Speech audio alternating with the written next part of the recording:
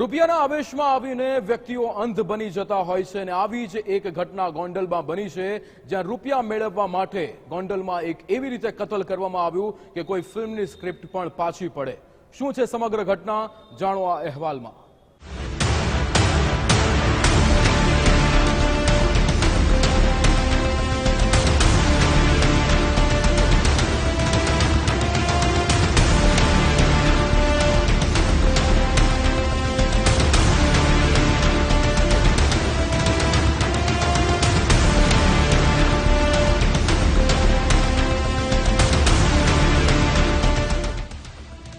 તારીખ 27 ડિસેમ્બર 2024, સમય રાતનો, સ્થળ મોટા મહિકા ગોંડલ.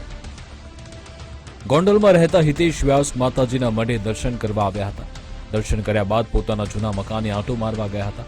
ત્યાં અર્ધ સળગેલી હાલતમાં એક વ્યક્તિની લાશ પડી હતી. લાશની બાજુમાં પાકીટ, મોબાઈલ અને આઈ કાર્ડ હતું. આ ઉઠાવીને જોતા હિતેશભાઈના પગ નીચેથી જમીન સરકી ગઈ, કારણ કે લાશ પાસેથી મળી આવેલું પર્સ, મોબાઈલ અને આઈ કાર્ડ તેમના ભાઈ હસમુખ વ્યાસનું હતું. આ વિશે તેમણે તાત્કાલિક પરિવારજનો અને પોલીસને જાણ કરી. માહિતી મળતા સ્થાનિક પોલીસ, એલસીબી, એસઓજી અને એફએસએલની ટીમ ઘટના સ્થળે પહોંચી લાશને ફોરેન્સિક પીએમ માટે રાજકોટ મોકલી તપાસ કરી હતી. બીજી બાજુ હસમુખ વ્યાસના પરિવારમાં શોકનો માહોલ હતો. શું હસમુખભાઈની કોઈએ હત્યા કરી? જો હા, તો કોણે અને કેમ હત્યા કરી? લાશને સળગાવી દીધી? શું છે તેની પાછળનું કારણ? આ બધા સવાલો પરિવાર અને પોલીસના મનમાં દોડી રહ્યા હતા. એ દરમિયાન હસમુખભાઈના મિત્ર સંદીપ ગિરી ગોસ્વામીની પત્નીએ તેમના પતિ ગુમ થયાની જાણ કરી, કારણ કે સંદીપ ગિરી મિત્ર હસમુખ સાથે 2 દિવસ પહેલા ગયા હતા. જો કે પીએમ રૂમમાં લાશ જોઈ મહિલાએ તે પતિ સંદીપ ગિરીની હોવાની શંકા દર્શાવી હતી, જેથી પોલીસે ફોરેન્સિક પીએમ કરતા તે લાશ હસમુખ વ્યાસની નહીં પણ સંદીપ ગિરીની હોવાનો ચોંકાવનારો ખુલાસો થયો. પરંતુ હવે સવાલ એ હતો કે લાશ હસમુખ વ્યાસ નહીં પણ પાડોશી સંદીપ ગિરીની છે, તો હસમુખભાઈ ક્યાં છે? જેથી પોલીસે એ દિશામાં તપાસ કરી બાતમીદારોને કામે લગાવ્યા. તેમાં ચોંકાવનારી માહિતી મળી. એ સાંભળી પોલીસ સહિત પરિવાર પણ વિચારતો રહી ગયો.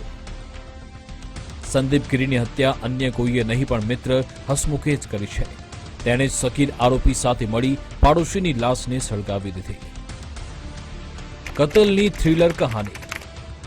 એક રાઇટર, 3 કેરેક્ટર, એકની હત્યા, 2 ફરાર, મિત્ર, મર્ડર અને મિસ્ટ્રી. સળગેલી હાલતમાં લાશ મળી તે હસમુખ વ્યાસની માનતી પોલીસની તપાસની દિશા હવે બદલાઈ ગઈ, કારણ કે લાશ હસમુખની નહીં પણ પાડોશમાં રહેતા તેના મિત્ર સંદીપ ગિરીની હતી, જેને હત્યાના 2 દિવસ અગાઉ હસમુખ પોતાની સાથે કામના બહાને લઈ ગયો હતો. ત્યારબાદ પ્લાન મુજબ હત્યા કરી લાશને સળગાવી પોતાના પુરાવા ત્યાં ફેંકી ફરાર થયો. આખું તરકટ રચનાર એવો હસમુખ તેને સાથ આપનાર સગીર વિરુદ્ધ હત્યાનો ગુનો નોંધી તપાસ થઈ રહી છે.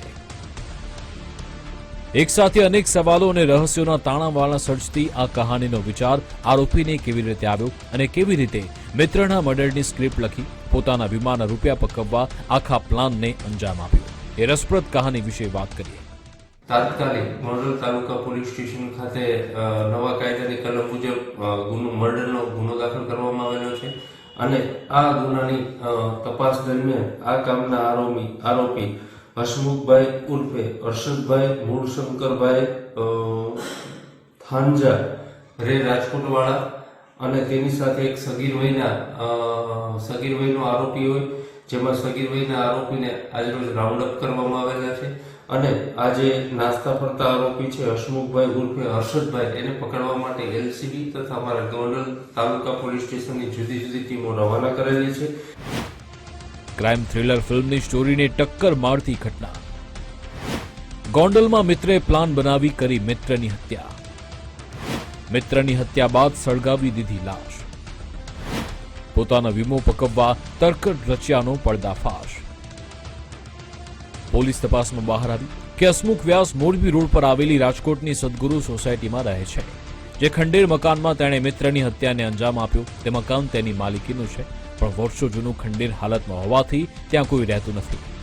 અવારનવાર તે અહીંયા આવતો. પોલીસ અનુસાર હસમુખ પોતાનો વીમો પકવવા માંગતો હતો, એટલા માટે તેણે મિત્ર સંદીપની હત્યાનો પ્લાન કર્યો. આ પ્લાનમાં શાપડના એક સગીરને ભેળવ્યો. ત્યારબાદ 25 ડિસેમ્બરે હસમુખે મિત્ર સંદીપને ફોન કરી મુંબઈ જવાનું કહી બોલાવ્યો હતો. ત્યારબાદ ખંડેર મકાનમાં લઈને આવ્યો. અહીંયા પ્લાન મુજબ સગીર આરોપી પહેલાથી ત્યાં હાજર હતો. તે બંને ભેગા મળી ગળું દબાવી સંદીપની હત્યા કરી.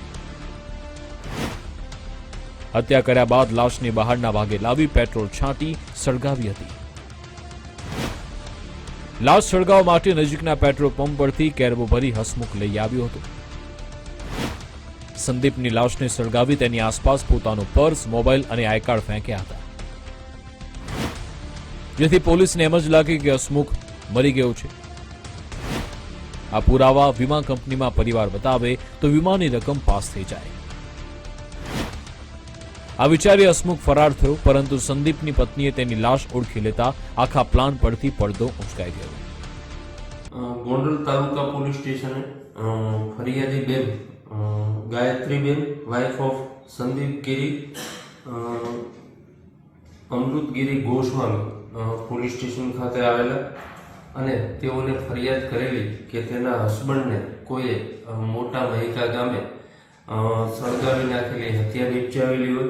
આ બાબતે ગોંડલ તાલુકા પોલીસ સ્ટેશને તાત્કાલિક મર્ડરની એફઆઈઆર દાખલ કરવામાં આવેલી છે અને આ બાબતે આગળની તપાસ ગોંડલ તાલુકા પીઆઈ રાવ ચલાવી રહ્યા છે અને આ કામે હાલે તપાસ ચાલુ છે. હત્યામાં સામેલ શાપરનો સગીર પોલીસ સકંજામાં. સગીરની પૂછપરછમાં હત્યાકાંડના ખુલ્યા તમામ રાઝ. જે જગ્યાએથી સંદીપની લાશ મળી તે સમયે ત્યાં હસમુખ સિવાય સગીર આરોપીના નંબરનું પણ લોકેશન બતાવતું હતું. ટેકનિકલ સોર્સ અને બાતમીદારોના આધારે પોલીસે શાપરના સગીરને ઝડપી લીધો. તેની પૂછપરછમાં જ ફિલ્મી સ્ટોરીને ટક્કર મારે તેવી કતલની આ કહાની પરથી પડદો ઉંચકાયો. પરંતુ આ ઘટનાને અંજામ આપનાર માસ્ટર માઇન્ડ હસમુખ હજુ પોલીસ પકડથી દૂર છે. હસમુખને પકડવા પોલીસની અલગ અલગ ટીમો કામે લાગેલી છે. ત્યારે ટૂંક સમયમાં આરોપીની ગરદન સુધી પોલીસના હાથ તો પહોંચશે, પરંતુ હસમુખની લાલચે મિત્રનો જીવ લીધો છે. મિત્રનો પરિવાર વેરવિખેર થયો અને ગોંડલમાં બનેલી આ ઘટનાએ સમગ્ર પંથકમાં ચકચાર મચાવી છે. વિશ્વાસ ભોજાણી, ગુજરાત ફર્સ્ટ, ગોંડલ.